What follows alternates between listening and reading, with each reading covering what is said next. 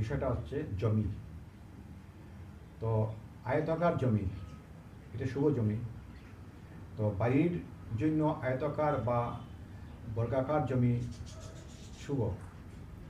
জমির উত্তর এবং দক্ষিণ দিকের পরিমাপ যদি পূর্ব এবং পশ্চিম দিকের চাইতে বেশি হয়, সেই জমি শুভ। সেই জমি যদি আমরা ক্রয় করি, তো অবশ্যই আমরা শুভ ফল পাব।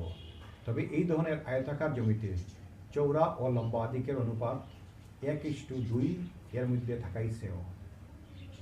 এই সীমার অতিরিক্ত মাপের জমি অশুভ। যদি এর থেকে বেশি হয়, তাহলে এই জমিটা অশুভ জমি হবে।